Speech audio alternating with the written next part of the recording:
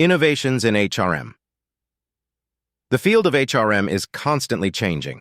Some important HRM issues today are branding the company as an employer of choice, acquiring companies to obtain talent, and addressing the needs of temporary employees and part-time workers. Branding the company as an employer of choice. You might think with the high unemployment rate currently, companies wouldn't be worried about recruiting good people. But managers are finding that the most skilled and knowledgeable employees are in short supply and great demand. 29. Both small and large companies in a variety of industries are using employer branding to attract desire-able job candidates. An employer brand is similar to a product brand, except that rather than promoting a specific product, its aim is to make the organization seem like a highly desirable place to work. Employer branding campaigns are like marketing campaigns to sell the company and attract the best job candidates. At Risk Management Solutions, RMS, HR executive Amelia Merrill used employer branding after she discovered that few people in Silicon Valley, where the firm is based, had a clue what RMS was. To attract the kind of high-quality technology professionals that RMS needed, Merrill's team began selling the company in the same way that its salespeople sold its services. One step was to rent San Francisco's popular Bacon food truck for a day and set up at a local cloud computing exposition.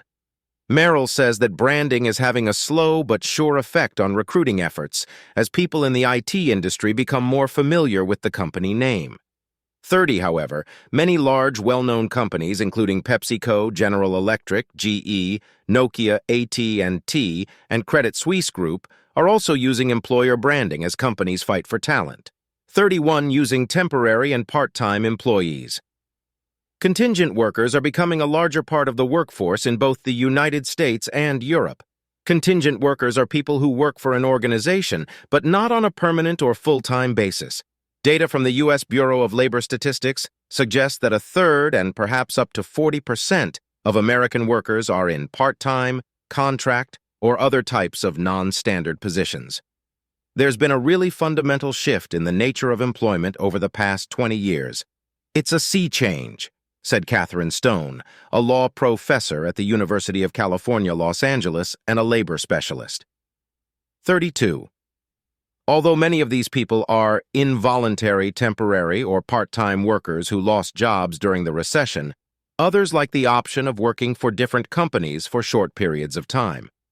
For organizations, the primary goal is to access specialized skills for specific projects, enabling the company to maintain flexibility and keep costs low. 33. In the past, most temporary workers were in clerical and manufacturing positions, but in recent years, demand has grown for contingent professionals, such as accountants and financial analysts, interim managers, IT specialists, product managers, lawyers, and even CEOs. Sometimes called super temps, these are people who are highly skilled and choose to pursue independent careers. Super temps often do mission-critical work.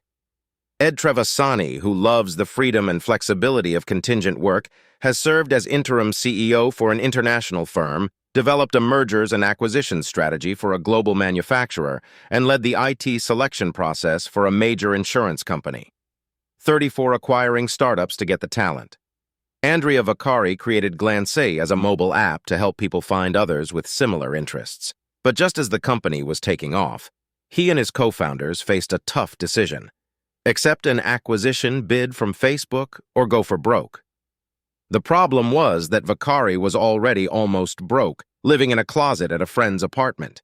The co-founders decided to accept Facebook's offer, even though they knew that it was made primarily to recruit them to work at the larger company. 35 so-called acqui-hiring has become common in the tech world. Established companies such as Facebook, Google, Yahoo, LinkedIn, and Salesforce.com buy early-stage startups, often shutting them down simply to acquire their engineering talent. These deals, ranging from about $3 million to $6 million, have increased amid soaring demand for talented software engineers. The strategy makes sense for the larger companies because they get teams of engineers who are accustomed to working together. For entrepreneurs, it's a trade-off. ThinkFuse Inc. co-founder Aidan Gajar says that being acquired by Salesforce.com was a good outcome for his team. At the time, Gajar and his 4 engineers were making below-market salaries and working in a busyness incubator with about 30 other startups. Now they work in a high-rise building with a gym. The glancy engineers working for Facebook are also doing all right, but Vakari says that it was agonizing to have to